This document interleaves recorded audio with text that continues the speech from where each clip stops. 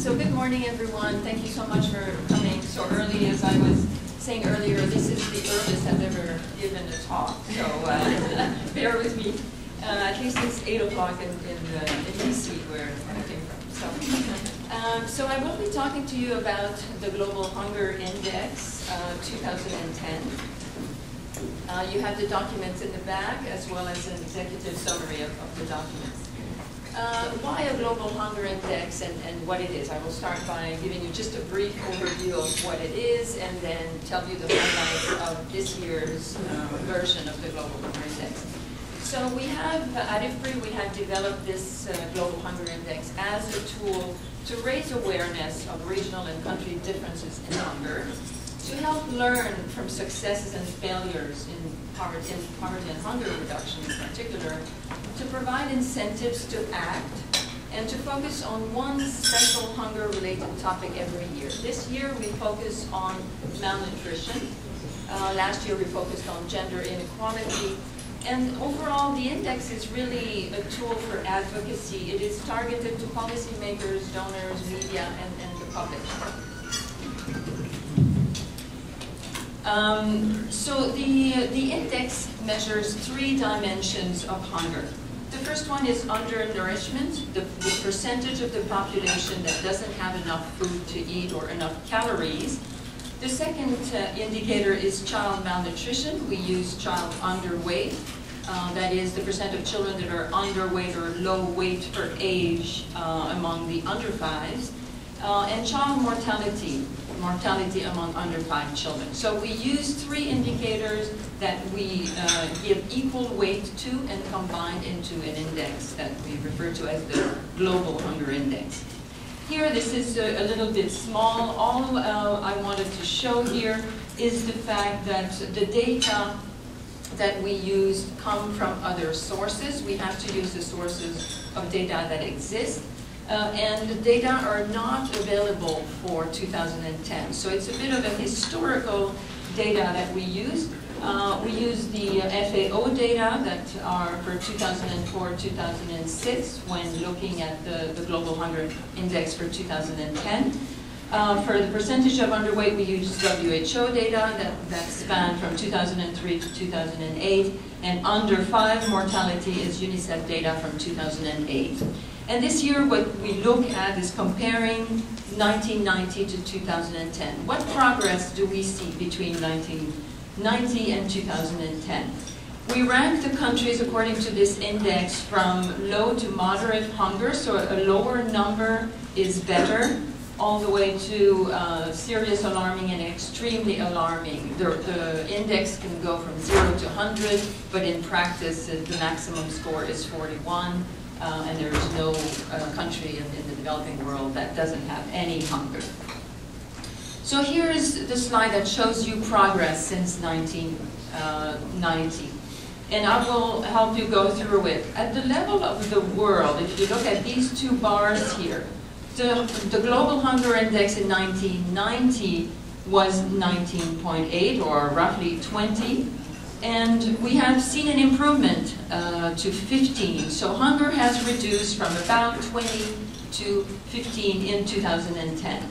Now we can see that there are large variations between regions.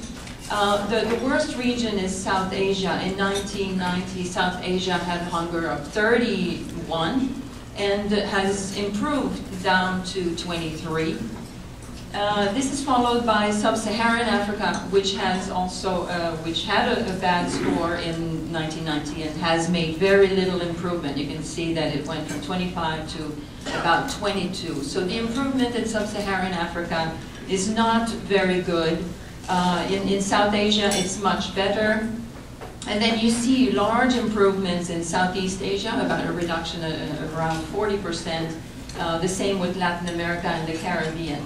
So if you think in terms of winners and losers, unfortunately, the Sub-Saharan Africa and South Asia are a little bit still lagging behind, whereas Southeast Asia, Near East and North Africa and Latin America are doing really well, not only in terms of achieved score, but also in terms of progress since 1990. So those are the, here you can see the percentages of reduction, and as I mentioned, Sub-Saharan Africa reduced by only 14% compared to South Asia. The country performance. Here the color code is orange is alarming, red is extremely alarming. Green is doing quite well, it's low hunger. So you can see that Latin America overall is doing pretty well, with the exception of a few countries that have a serious problem.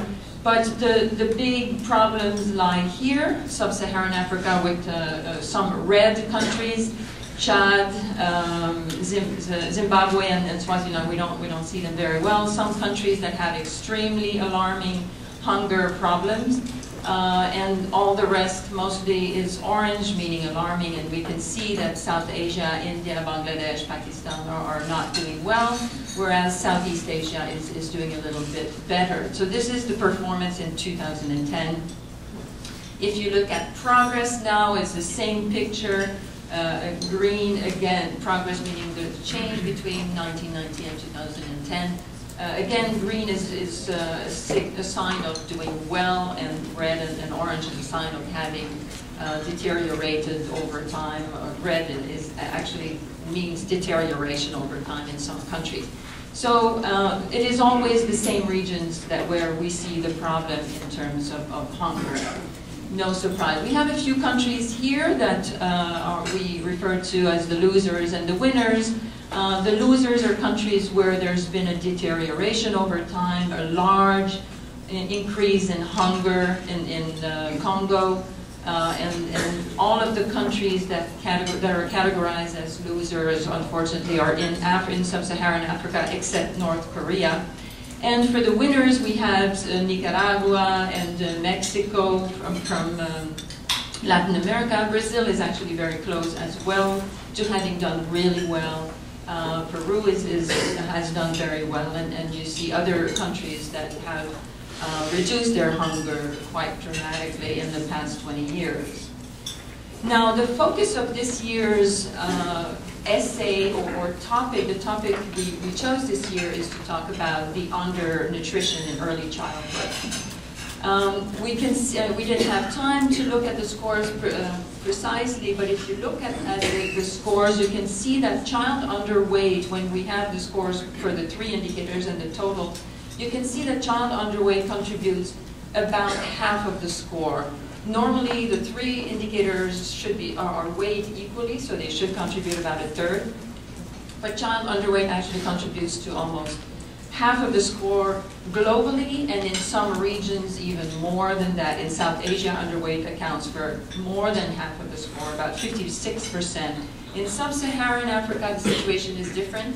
There's undernutrition, there is a lot of food insecurity, people that don't have enough to eat. There's a lot of undernutrition as well among children, but the score is more equally spread, and there's a lot of child mortality as well. So the countries basically could improve their global hunger index much faster if they did improve their score on undernutrition. So that's one of the rationale for focusing on malnutrition during the early childhood. We can see here a dramatic slide which shows that India accounts for 42% of all the children that are malnourished in the world. With Bangladesh and Pakistan, these 3 countries host more than half of all the malnourished children in the world. So this again gives us an idea of the magnitude of the problem in South Asia. The perilous 1,000 days, you probably have heard of the 1,000 days. There's been a lot more publicity around this concept. We nutritionists have been talking about the first 2 years and the period of pregnancy plus the first 2 years of a child's life as being the period where there's the most risk of damage in terms of nutrition, and damage that will be irreversible. So what we're showing here is the period between birth and 24 months. And if children were growing according to the standards, the line would be 0. So compared to the standards, children in developing countries are deteriorating very rapidly in the first 2 years of life. Their weight for age, their height for age goes down dramatically. You can see this here. And some of them, a lot of them are actually born too small for their age, too small. So the pregnancy is a period where we can intervene to improve nutrition and the first 2 years. This is what we consider our window of opportunity for intervening. So this is the period of most vulnerability as well as the period of most likelihood to have an impact. So the essay focuses on this and on what can we do to improve nutrition during this period, this critical period. This is a bit of a busy slide which shows the what are the determinants of child nutrition. So if we start here, I'm in red, I'm over time, but I will finish quickly. So if you look at the child nutrition, the determinants are basically the proximal determinant, if you want, or if the child doesn't have enough of the right foods, and if the child has health problems. Those are the strong determinants of undernutrition. They are the immediate causes.